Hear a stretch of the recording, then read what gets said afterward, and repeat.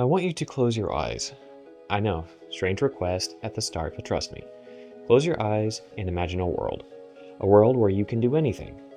Perhaps you're skiing down a mountain, or driving your dream car on a famous racetrack, or perhaps you are in an old medieval town during a festival. Now open your eyes.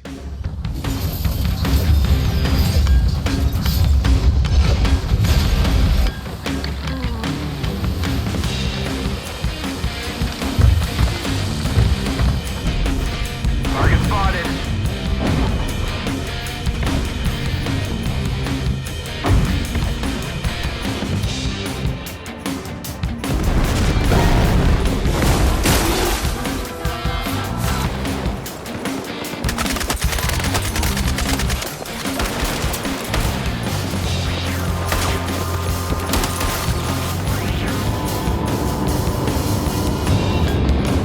Target destroyed.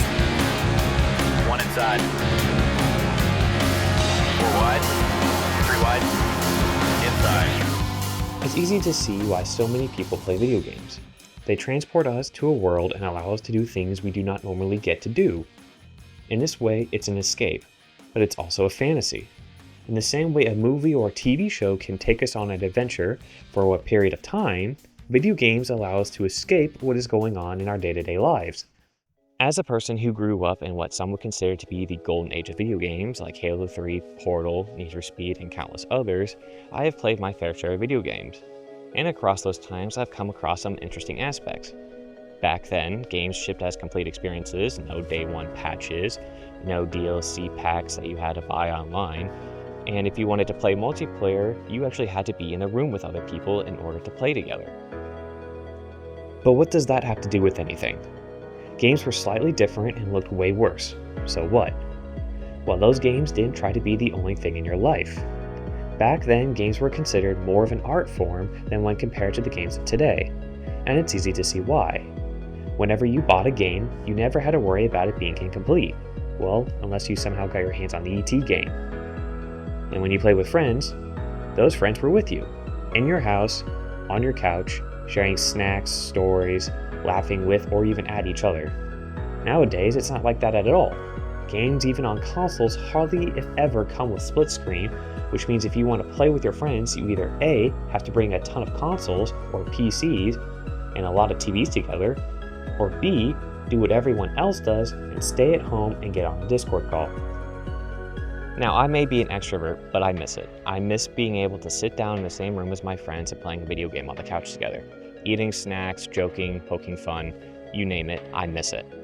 Now, because video games have inevitably shifted to this online dynamic, things have changed. You have to be online to play a video game nowadays. You can't even play split screen even if you wanted to. And because of this dynamic, they do stuff like this. Battle passes, limited time events, oh, better get this before it's gone. Dull games out there pulling your attention, you're constantly going from game to another. Then a month later, you replace that last item you got with another one, rendering the whole previous month pointless. So we have an activity that is not only trying to take all of your money because it will take all of your time as well. A lot of the times you can't even hang out with more than a few friends at a time because they impose small group limits. These activities, while fun, are literally designed to be the one thing you do at a time and you're supposed to care about. I don't know about you, but this reminds me of something from this book right here.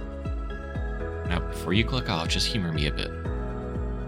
In Matthew 6:19-21, it says, "Do not store up for yourselves treasures on earth, where moss and vermin destroy, and where thieves break in and steal. But store up yourselves treasures in heaven, where moss and vermin do not destroy, and where thieves do not break in and steal. For where your treasure is, there your heart will be also." Now, I don't know about you, but that sounds awfully a lot like what video games are becoming nowadays. And specifically, that last verse is what I want to focus on for a tiny bit. For where your treasure is, that is where your heart will be also. Some of you may have heard a version of this verse where it replaces treasure with money, but to me this makes more sense because at the time of writing, money wasn't the sole way of buying. They also bartered and traded, so treasure is a more accurate term of how they valued wealth back then.